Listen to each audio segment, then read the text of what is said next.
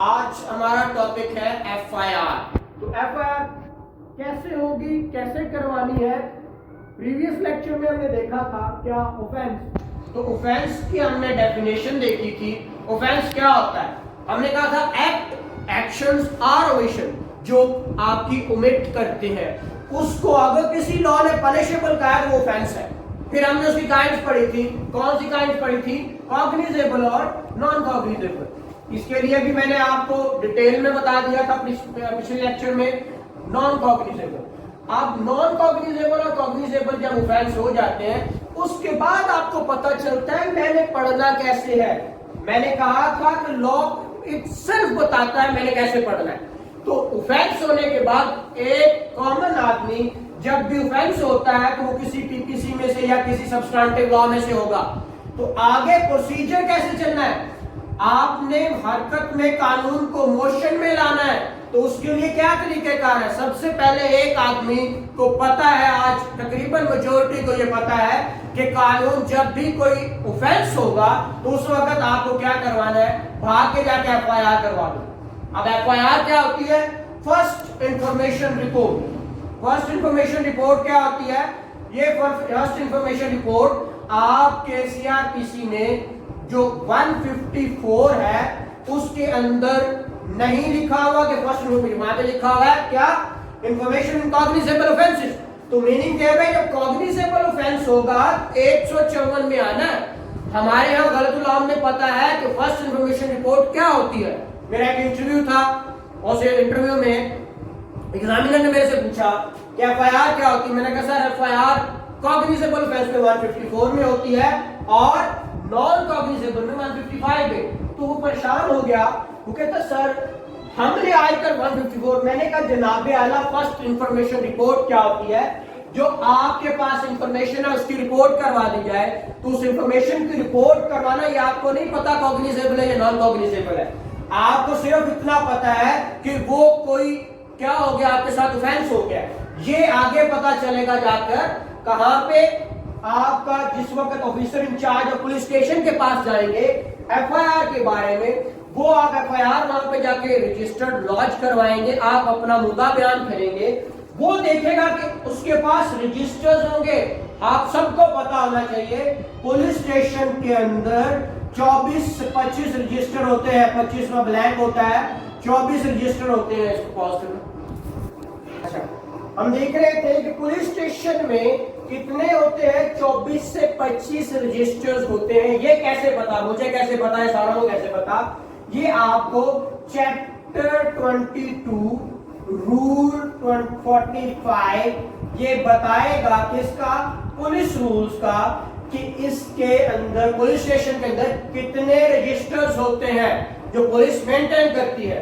तो उसका register number 1 हम देखेंगे तो उसका है कॉग्निजेबल इंफॉर्मेशन, कॉग्निजेबल कैसे, तो वो रजिस्टर मौजूद है। उसके बाद उनके पास एक रोजनामचा होता है। रोजनामचा क्या बना होती है? जो डेली डायरी होती है। वो डेली डायरी में जो ऑफेंस होता है वो लिखते हैं। उसके बाद वो डिटरमिन करते हैं कि आया कि ये ऑफेंस 154 में आना है या 155 में। 154 आपका अगर कॉग्निजेबल ऑफेंस होगा, कल मैंने डिटेल में बताया कॉग्निजेबल ऑफेंस किसको कहते हैं। अगर कॉग्निजेबल ऑफेंस होगा तो 154 में आएगा, अदरवाइज वो 155 में जाएगा क्योंकि वो इंफॉर्मेशन है नॉन कॉग्निजेबल केसेस है। ये दोनों बातें अलग अलग है जो majority of students of law को नहीं पता। तो इसीलिए मेरी काविश यही है कि हमें बेसिक से पता होना चाहिए। देखें, ऑफेंस होने के बाद इसने खुद बताया मुझे कैसे पढ़ना है। ऑफेंस हुआ, ऑफेंस के बाद उसने कहा कि देखो ये कौन सा ऑफेंस है। तो सबसे पहले लोग डेफिनेशन सारी सेक्शन 4 है वो सारा का सारा डेफिनेशन से डील करता है। तो 4 डेफिनेशन से जो डील करता है वो ये नहीं कहता मुझे पहले सारी डेफिनेशंस पढ़ लो, नहीं, जहां जरूरत पड़ी। अब हमें पता चला कि वो कॉग्निजेबल है या नॉन कॉग्निजेबल है, तो ही हमने देखा कि कॉग्निजेबल की डेफिनेशन क्या है। फिर में जब देखा हमने, फिर नॉन कॉग्निजेबल की डेफिनेशन में जाके देखा, फिर 154 पे आए। 154 पे आए तो उसने खुद बताया कि भाई फर्स्ट इंफॉर्मेशन कॉग्निजेबल ऑफेंस है तो ये कौन इसको लॉन्च करेगा। लॉजिंग के लिए आपके साथ इसके साथ क्या पढ़ना होगा? पुलिस रूल्स पढ़ने होंगे। और पुलिस रूल कौन सा पढ़ना होगा? पुलिस रूल का चैप्टर आपको 24 पढ़ना होगा। और 24 का रूल एग्जैक्ट पढ़ना चाहे तो वो 5 है। जो आप कॉलम एफआईआर में कितने पार्ट होते हैं, कितने क्वाड्रुप्लेट होती है, 4, एक ओरिजिनल होता है, 3 कार्बन कॉपीज होती हैं, वो इसके अंदर 5 के अंदर है। लेकिन एफआईआर जो फर्स्ट इंफॉर्मेशन से डील करता है वो चैप्टर 24 है। अब वो 24 चैप्टर जो है वो ही बताएगा कि आपने एफआईआर लॉन्च करवानी तो कहां जाके करवानी, कैसे होनी है, वो आप पढ़ेंगे तो एफआईआर के बारे में पता होगा। अब ये सिर्फ मैं आपको बता रहा हूं कि पढ़ना कैसे। इंशाल्लाह एफआईआर पे पूरा एक डिटेल लेक्चर भी हमारा होगा जो इसके बाद होगा, वो हम देखेंगे इंशाल्लाह। अभी हम ये देख रहे हैं कि ऑफेंस हुआ है। एक ऑफेंस के बाद हमें ये पता होना चाहिए कि ऑफेंस के लिए अगर एफआईआर सपोज आपके पास, आपने देखा कि आप एफआईआर करवाने के लिए चले गए कहां, पुलिस स्टेशन में, क्योंकि आपको पता है कौन बताता है, पुलिस रूल्स बताते हैं कि पुलिस स्टेशन चले जाओ। आप एफआईआर करवाने गए किसी बारसूख, जो असर रसूख वाला आदमी है, उसके खिलाफ, तो क्या एफआईआर हो जाएगी?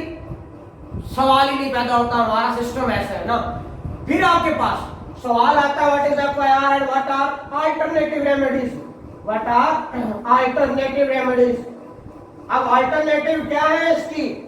आपके पास अल्टरनेटिव रेमेडीज में अगर एफआईआर नहीं होती तो 2 अल्टरनेटिव रेमेडीज है। एक आपके पास 22A61 जो गलत नाम में बहुत सारे स्टेशन पे, हमारे यहाँ लाहौर में 22A 22B बोला जाता है, और बाहर चले गए तो 22A बोला जाता है। कोई इसको रिट कहता है, कोई कुछ कहता है, बट इट्स कंप्लेंट। कंप्लेंट और कंप्लेंट कहां है?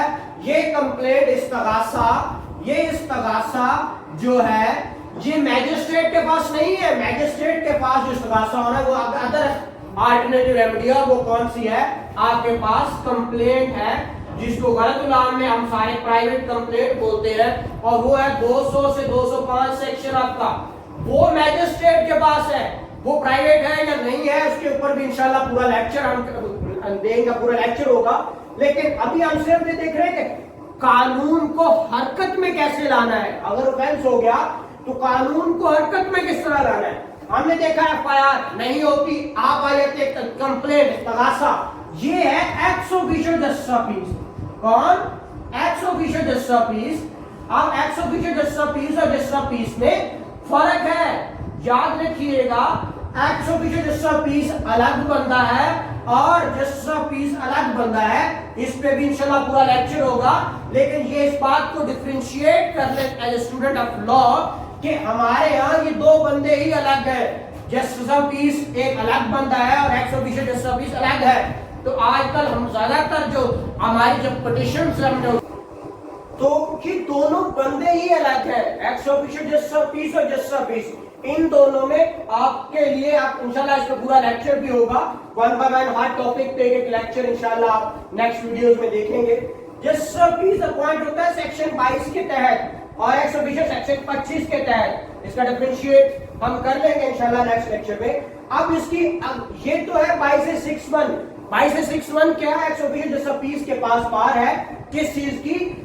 जहां पे non registration of criminal case अगर नहीं हो रहा तो ये आप एक्स ऑफिशियो जस्टिस पीस के पास ले जाकर आप क्या कर सकते हैं, इसको आप अपनी कंप्लेंट दर्ज करवाते हैं। और वो कंप्लेंट यही होती है कि एफआईआर अगर कॉग्निजेबल केस मेड आउट होता है तो वो कहते हैं 154 के तहत कर ले, अदरवाइज 155 के तहत। देन दूसरी रेमेडी आपके पास कंप्लेंट। तो ये हमें सबको पता है इस्तगासा। इस्तगासा क्या होता है? जो आपके यहाँ अगर ये डायरेक्ट जो कंप्लेनेंट है उसको एग्जामिनेशन करता है कौन? ये आपका मैजिस्ट्रेट। तो ये मैजिस्ट्रेट के पास होता है। ये मैजिस्ट्रेट कौन सा होगा? फर्स्ट क्लास या सेकंड क्लास, जिसको स्पेशल एम्पावर किया होगा। तो ये वहां पे जाके ये इस्तगासा होगा, और ये इस्तगासा जिसको कंप्लेंट कहते हैं, और ये 22A61 में है, इसकी कैप्शन पढ़ लीजिएगा। तो वहां पे आपको 22A6 जब पढ़ेंगे तो ये चीज आपको क्लियर हो जाएगी। तो ये है जब ऑफेंस होता है तो लॉ को मोशन में लाने के लिए, अब मोशन में लाने के लिए ये सारी चीजें पढ़नी है। तो यही खुद बजाते खुद बता रही है कि मुझे कैसे पढ़ना है। मैं कहता हूं कि कानून आपको अगला स्टेप कौन सा है खुद बताएगा। इंशाल्लाह यहाँ इसी फोरम पे हम सीखते रहेंगे कि अगला स्टेप कौन सा होगा। तो खुदारा स्टेप चले, ना कि आप शुरू हो एक सेक्शन से और एंड तक। तो ये पहला कानून को हरकत में लाने के लिए, तो इसी कैसे क्या कहते हैं, इनिशिएशन ऑफ क्रिमिनल प्रोसीडिंग। अब क्रिमिनल प्रोसीडिंग क्या होती है, क्रिमिनल प्रोसीडिंग और सूट में बड़ा फर्क है, ये भी याद रखिएगा। प्रोसीडिंग हमेशा से जितनी भी क्रिमिनल होगी उसको प्रोसीडिंग बोलते हैं, और जितने भी सिविल सूट्स होते हैं उनको सूट बोलते हैं, ना कि प्रोसीडिंग बोलते हैं। तो ये आपका initiation of proceeding, criminal proceeding, ये क्या है, ये कहां से लिया गया, ये high court rules and orders आपका बताएगा। ये एएसजे का जो लास्ट टाइम पेपर हुआ था उसमें सवाल आया था कि इनिशिएशन ऑफ प्रोसीडिंग कैसे होगा, तो आपने इनिशिएशन ऑफ प्रोसीडिंग में देखना है तो high court rules and orders volume 3 देखिएगा, इंशाल्लाह इस पे भी पूरा लेक्चर होगा। तो आज का टॉपिक यही था कि आपने कानून को हरकत में किस तरह लाना है, उसके लिए ये रेमेडीज है। और अगर एफआईआर नहीं होती तो अल्टरनेटिव रेमेडीज ये है। Thank you very much. अगर पसंद आए तो लाइक और शेयर